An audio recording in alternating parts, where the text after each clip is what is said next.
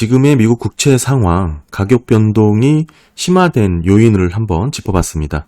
한마디로 정리를 해보면 금리 변동성을 해치하기 위해서 헤지펀드들이 만들어낸 상황이다. 저는 그렇게 보고 있고, 단기적인 변동성을 갖고 온 부분이지 장기채 금리를 끌어올릴 만한 그런 구조적인 내용은 하나도 없다라는 내용으로 한번 정리를 해봤습니다. 더불어서 미국 신규 국채 발행 증가를 한 부분도 짚어봤고요. 이 부분을 들여다볼 때 함께 살피면 좋은 게 바이백 정책이죠. 이 부분까지도 한번 정리를 해봤습니다. 연준이 QT를 하면서부터 미국채를 중심으로 한 수요 기반은 약화될 수밖에 없습니다. 당연한 것이죠. 긴축을 하기 때문에 그에 대한 달러라든지 특히 이제 미국채를 중심으로 한 수요가 약해질 수밖에 없는 게 너무나 자연스러운데요. 더불어서 이런 상황에서 여기서 이런 상황이라는 것은 달러 강세라는 뜻이죠. 이런 영향으로 인해서 국채를 최대한 매수했던 일본 주체 중에 하나였죠. 일본이 결국에는 이렇게 수요가 감소하는 모습까지 이어졌고요. 실제로 각국 중앙은행들 결국엔 자국 통화 약세에 따라서 미국 국채 투자 수요가 줄어들 수밖에 없는 상황이 이어지고 있었습니다. 그럼에도 불구하고 일본 같은 경우 파란 선이 일본이고요. 빨간 선이 중국입니다. 가장 많이 매입을 하는 두 나라고요. 그럼에도 일본 같은 경우도 바닥을 찍고 반등하는 모습이 나오고 있고, 전체 총 발행은 지금 7조 5,274억 달러를 찍을 만큼 불과 몇 년 전부터 꾸준히 증가를 하고 있습니다. 미국 국채를 사지 않는다는 말은 좀 잘못된 자료에 의한 것이고요. 어찌됐든 지금 목적이 다른 이유로 중앙은행들은 매입을 할 수 있기 때문에 오늘 이 부분에 대해서 들여다보는 건 아니고요. 궁극적으로는 각국 중앙은행들조차도 자국 통화가 약세에 이르면 결국에는 미국 국채 투자를 줄일 수밖에 없는 상황에 있습니다. 더불어서 이제 민간 부분에서도 마찬가지죠. 환해지 비용이 늘어난다. 결국에는 미국 국채 투자 유인이 줄어들 수밖에 없다. 매력도가 떨어진다. 한마디로 미국채의 수요 기반이 약화됐다. 이런 기조가 지금까지 이어왔고요. 이런 상황에서, 이런 금융 환경에서 이제 나온 이야기가 한마디로 국채 시장의 유동성 부족이죠. 시장 상황을 좋아하는 투기 세력이 있습니다. 사실 바이백의 정책은 지금 나온 게 아니고 한 1년 전인가요? 작년에 한번 처음 언급이 됐었고요. 이렇게 바이백 정책을 논의할 때만 하더라도 그 이유로 들었던 것이 급격한 포지션 청산을 방지하기 위해 바이백 정책을 시행해야 된다라고 논의를 했습니다. 지금과 같은 상황이라고 볼 수가 있는데요. 빌 에크먼이 미국 국채 30년물에 숏 베팅을 했다. 장기물이 5.5까지 올라갈 것이다. 이렇게 전망을 하면서 숏 베팅한 부분이 최근 이슈가 되기도 하는데, 이런 상황에 맞물려서 시기는 정확하지는 않지만 과거 재무부가 바이백을 언급했을 때만 하더라도 이런 상황에 대해서 대비를 하면서 바이백을 한번 시기를 조율을 한다라고 이렇게 정책을 발표하기도 했었고요. 결국에는 딱 지금이 그 시기이지 않을까라고 저는 보고 있는 거고요. 결국에는 내년부터 바이백 제도를 도입하겠다라는 내용이 이야기가 나오고 있습니다. 일반적으로 재무부의 이제 바이백 제도는 보통 한 이렇게 시차를 두고 적용을 하는데, 작년 부분에 한번 신호를 줬죠. 시그널을 줬기 때문에 어느 정도 시차의 간격을 두고 시행을 하게 되는 그런 모습을 지금도 보이고 있고요. 구체적인 실행 방법에 대해서는 우리가 아직 확인을 할 수는 없지만 몇 가지 방법들이야 정해져 있기 때문에 이런 방법을 고민해 볼 수가 있는데, 신규 국채 발행을 하고 이러면서 기존에 발행된 국채를 유통시장에서 매입하는 방법, 조기 상환하는 방법이죠. 이것도 여러 가지 바이백 방법 중에 하나인데, 이렇게 될 경우에는 보통은 단기물을 발행하고 장기채를 매입하게 됩니다. 어찌됐든 이 바이백의 방법은 여러 가지가 있을 수 있습니다. 실질적인 신규 국채를 발행하거나 발행일에 따라서 조금 변동을 주거나 이런 식으로 조정을 할 수가 있고, 결국에는 신규 국채 발행 증가에 따른 유동성 프리미엄이 증가를 하게 되겠죠. 국채가 발행이 늘어나니까 결국에는 바이백 효과도 상쇄할 가능성도 있다. 이런 단점도 나오고 있습니다. 결론적으로 보면 예전부터 꾸준히 재무부가 바이백 시그널을 보내왔었고, 구체적인 시행 방법이 이제 발표가 되면서 아마 내년부터는 조금 바이백 규모가 본격화된 그런 이야기가 나오지 않을까 보고 있는데요. 한 2천억 달러 수준으로 얘기가 되고 있죠. 뭐 적지 않은 규모긴 하지만 한마디로 뭐 종합적으로 국채 시장의 유동성 재고 수준에 영향을 줄 수 있는 규모다라고 해석을 하고 있습니다. 한마디로 지금 현재 재무부의 바이백은 일부 도움은 되겠죠. 어느 정도 유동성 문제의 직접적인 해결책이라고 저는 보고 있지는 않습니다. 저는 궁극적으로 미국 국채가 구조적으로 매력도를 회복하기 위해서는 한마디로 은행들의 대차대조표의 확대가 가능해져야 된다. 이 부분은 지금 현재 은행은 국채를 사고 싶어도 살 수가 없습니다. 그 이유는 SLR 규제 때문에 그렇고 이 부분은 제가 예전에도 많은 영상으로 올려드렸기 때문에 조금 더 깊이 있게 궁금하신 분들은 SLR 규제 관련해서 한번 찾아보시면 제 영상 중에 있을 거고요. 이런 점에서 바이백을 시행한다고 하더라도 사실은 그 파급 효과가 저는 그렇게 크다고 보지는 않습니다. 일부 유동성 문제를 국채의 유동성 문제를 좀 해소하는 정도지 굵직하게 국채 시장에 도움이 되는 그런 정책으로 해석을 하고 있지는 않지만 그래도 안 하는 것보다는 좋겠죠. 결국에는 저는 은행들의 SLR 규제가 풀려야 된다. 이 SLR 규제에 간단하게 말씀을 드리면 사실은 조금 앞뒤가 맞지 않는 그런 정책이죠. 은행들을 탄탄하게 지금 보호하기 위한 정책 중에 하나인데 여기에 국채와 지급준비금을 포함해서 계산을 해놨기 때문에 이런 부분은 예전에도 경기가 위축되거나 어려울 때 제한적으로 또 풀어주기도 했었습니다. 또 미국 은행들만 제재를 가하고 있는 규제기도 하고요. 결국에는 은행들이 국채를 사고 싶어도 살 수 없는 상황이 지금 현재 상황이라는 거. 이 규제가 사실 제가 보기엔 앞뒤가 맞지 않는다는 그런 규제라는 거.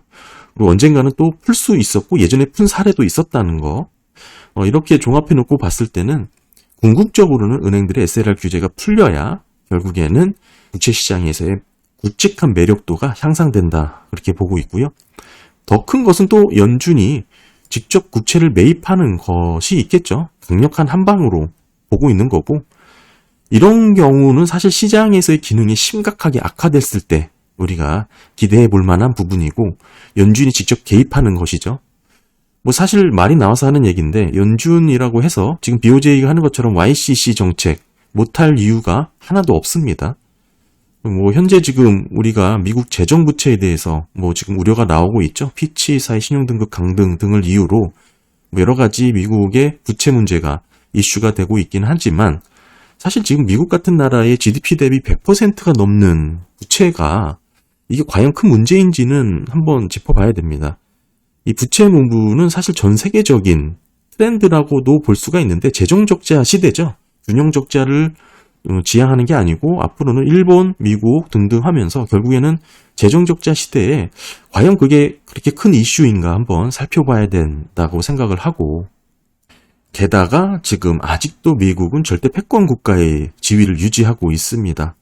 그런 상황에서 시장의 개입도 최소한으로 이루어지고 있는 게 지금의 미국 국채 시장인 것인데요. 지금 고작 재무부의 바이백 정도가 실행이 되냐 안 되냐, 내년에 되냐, 실행이 되면 어떻게 될 것이냐, 아주 어떻게 보면 시장 개입을 최소화하고 있는 것이 미국의 채권 시장이고요. 그 가장 낮은 단계에서의 시장 개입이라고 볼 수 있는 이 바이백 정책, 저는 이 바이백 정책의 효과는 상당히 미비할 수밖에 없다. 결국에는 국채 시장 유동성 향상의 극히 일부분 이렇게 반영이 될 것이다라고 보고 있습니다. 결국에는 아까 말씀드렸듯이 은행들의 SLR 규제, 이게 강도 높은 규제가 조금 완화되어야 조금 더 국채의 매력도가 상당히 높아지지 않을까 그렇게 보고 있는 것이고 더 심각하게 나아가서는 연준의 직접 매입이라는 또 굵직한 한 방의 카드가 남아있죠. 여러 가지 카드가 또 있습니다. 따라서 지금의 국채금리 폭등 전혀 우려할 상황도 아니고 정부가 컨트롤을 못하는 상황도 아니라는 거 한번 짚고 넘어가고요. 특별히 이제 국채금리 폭등의 원인으로 제가 이제 몇 가지를 꼽았는데 일본 BOJ YCC 정책이라든지 또는 아까 말씀드린 피치사의 신용등급 강등 등 몇 가지 살펴봤고 오늘은 이제 미국 신규 국채 발행 증가 이 부분도 많이 궁금해 하시더라고요. 근데 사실은 지금 국채금리 폭등의 원인은 이런 단기적인 이벤트의 플레이를 노린 한마디로 헤지펀드들의 변동성 목적이라고 저는 보고 있습니다. 특히 이제 아까도 쭉 설명을 드렸지만 채권 시장의 유동성이 메말라 있는 상황이죠. 이런 시장 환경을 헤지펀드들이 놓치지 않고 변동성 플레이를 하기 때문에 지금의 국채금리 급등 상황은 그런 맥락을 갖고 이해를 하셔야 된다라고 보고 있고요. 그들의 주장은 이렇습니다. 탄탄한 고용지표를 꼽으면서 경기 침체가 없을 것이고 인플레는 다시 높아질 수 있으며 결국에는 장기금리가 상단히 밴드가 높아질 것이다라고 주장을 하는 것인데요. 그래서 지금 국채금리가 상승한 것도 결국에는 이 탄탄한 고용을 중심으로 한 미국 경기에 대한 구조적인 물가 압력이 장기화로 흐를 것이다라고 아주 그럴싸한 이야기로 이렇게 시나리오를 짜고 있는 겁니다. 그래서 제가 국채 고용 지표에 대해서 디테일하게 한번 반박하는 주제의 영상을 만들기도 했고, 여기에 더해서 재무부의 국채 발행 규모가 늘어났다 이러면서 장기물 국채의 발행 물량이 늘어났으니 얼마나 지금 더 헤지펀드들이 플레이하기 좋은 상황이 만들어졌습니까? 그래서 이런 부분을 노리면서 상당히 변동성 플레이를 하고 있는 상황이다 라고 보여지고요.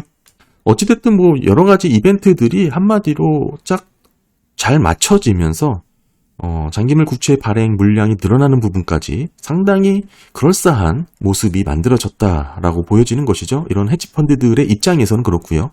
그들의 의견을 추종하는 일부 투자자들도 있을 수 있겠지만 저는 기본적으로 제 생각은 다릅니다. 고용지표 겉으로 보기엔 좋게만 나왔지만 내막은 다르다. 계속해서 강조해서 말씀을 드리고 있고, 미국 GDP도 사실은 보이는 게 다가 아니다라고 지지난 영상에서 계속해서 말씀을 드렸죠. 지금은 진득하게 지표를 분석하고 차분하게 투심을 유지해야 그렇게 시장을 플레이할 수 있는 것이지, 이렇게 메마른 유동성, 특히 채권 시장에서 이렇게 헤지펀드들이 흐려놓은 이런 플레이에 당하지 않을 수 있다라고 말씀을 드립니다. 결론적으로 말씀을 드리면 결국 지금의 변동성은 단기적인 이벤트로 그칠 뿐이고요. 그래서 이런 구간을 투자 기회로 여기면 그만이다, 이렇게 말씀을 드립니다. 여전히 제 뷰는 국채 투자, 예전에도 말했지만 연준이 목표금리 지금 타겟이 2%죠. 이 부분을 상향 조정하는 것만 아니면 별다른 위기 요인이 현재는 보이고 있지 않습니다. 그래서 제가 8월달 잭슨홀 미팅을 상당히 중요하게 지켜봐야 된다, 이런 언급을 계속해서 드리고 있고요. 지금 언급되고 있는 이런 헤지펀드들이 주장하는 장기채의 위기 요인들은 사실은 모두 구조적인 부분이 아닙니다. 단기적인 변동성에 그칠 그 정도의 수준들이고요. 정말로 30년물 장기금리를 끌어올리는 데 있어서 이 물가 말고, 구조적인 물가의 상승 말고 미국의 신규 국채 발행이 조금 늘어났다고 해서 그게 그렇게 올랐다고 생각하십니까? 전혀. 글쎄요. 그렇게 30년물 장기금리가 미국 국채가 그게 늘어났다고 해서, 미국 부채가 그렇게 늘어났다고 해서 30년물 장기금리가 끌어올라갔을까요? 아니라는 뜻입니다. 결국 지금의 가격 변동, 심화시키는 요인들 하나하나 따져보면 금리 변동에 해지하려는 펀드들이 만들어낸 상황이다. 이것을 잊지 말아라. 계속해서 강조를 좀 드립니다. 결국 유동성이 부족해진 채권 시장에 헤지펀드들이 그 물을 흐리고 있는 것이고요. 즉 단기적인 변동성은 있을 수 있겠죠. 영향을 안 미칠 수 없겠지만 사실 근본적인 국채 매력도까지는 그렇게 미치지 못할 겁니다. 게다가 신규 발행 국채의 규모도 애초에 960억 달러였는데 이게 1030억 달러로 늘었습니다. 규모가 그렇게 비중이 있을 정도인지는 좀 의문이고요. 물론 총 발행량보다 장기물에 대한 비중이 조금 증액했다, 이 부분이 있어서 어느 정도 장기물이 움직이는 거는 이해가 됩니다만, 이 부분도 결국에는 그 애초의 펀더멘털 측면에서 놓고 봤을 때는 곧 진정될 것으로 보고 있습니다. 더불어서 미국의 국채 공급이 늘면 누가 사냐 이렇게 궁금해하시는 분들도 계시는데, 미국 국채에 대한 견조한 수요는 사실 이거는 의심을 하지 않으셔도 됩니다. 펀드들은 사실 미국 국채를 대체할 다른 상품을 찾기가 어렵고요. 각국 중앙은행들의 미국채 보유 현황 보시게 되면 그렇게 말이 많고 탈이 많았지만 역대 최고 수준까지 지금 가장 최근치 23년 5월이거든요. 7조 5,274억 달러를 기록을 하고 있습니다. 미국제를 대체할 다른 상품을 찾긴 상당히 어렵고, 게다가 30년 이상의 초장기물이 지금 4%를 넘어가는 이런 상황에서는 연기금 보험사들에게는 더 할 나위 없이 매우 매력적인 구간의 상품이라는 거 잊지 않으셔야 됩니다. 지금의 수준, 밴드는 보험사들이 매입을 안 할 이유가 없고, 사실상 앞섰던 초장기물의 매입을 하게 될 오히려 긍정적인 요인으로 작용을 할 수밖에 없고요. 장단기 금리차가 다시 좁혀지고 있죠. 대부분은 경기 침체가 발생하기 직전에 나왔던 그런 현상들입니다. 하반기 상업용 부동산이 만기 연장 기일이 다가오고, 예전에도 꾸준히 말씀드렸던 학자금 대출 상환 시한이 이제 마무리가 되고 있죠. 그리고 초과저축액이 결국에는 5천만 불이 줄어들면서 그 한도가 9월이냐 10월이냐 연말이냐 어찌됐든 바닥을 드러낸다고 지금 보고 있습니다. 여전히 높은 금리 수준은 기업들이 부도 파산, 특히 이제 소기업들 중심으로 경기 지수가 위축되고 있습니다. 금융 불안, 경기 침체 오히려 도화선이 되지 않을까 우려가 되고요. 경기 침체와 더불어 금융 불안에 대한 가능성 꾸준히 저는 높게 보고 있습니다. 네, 오늘의 영상 한번 정리를 해보면 미국의 신규 국채 발행 증가 크게 우려할 사항도 아니고, 오히려 내년에 시행될 재무부의 바이백 정책에 관련돼서 바이백의 국채에 그렇게 파급 효과가 크다고 보지는 않지만 그래도 유동성 부족에 어느 정도 해소는 할 것이다. 그 정도 수준으로 가볍게 보고 있고, 더불어서 아직도 국채 시장에 개입을 할 만한 굵직한 제도들이 많이 남았다. 특히 은행들이 지금 국채를 사고 싶어도 사지 못하는 SLR 규제 완화에 대한 부분도 있고, 더 심각하게는 연준이 직접적으로 개입해서 국채를 매입할 수 있는 그런 정책들도 여전히 남아있다. 일본이 하고 있는 BOJ, YCC 정책, 연준이라고 하지 못할 만한 그런 이유도 없다. 그리고 여러 가지 나오고 있는 이런 상황들을 종합을 해보면 사실상 지금 목표 타겟 물가지수 2%가 넘어가는 것을 제외하고 놓고 보면 지금 국채 투자에 대해서 그렇게 불리하거나 리스크 요인으로 삼을 만한 그런 내용은 따로 없습니다. 결국에는 지금 금리 변동을 헤지 펀드들이 만들어낸 그런 물 흐린 그런 상황이라는 것을 이해를 하시고 접근을 하시면 조금 이해하시는 데 도움이 되지 않을까 생각합니다. 감사합니다.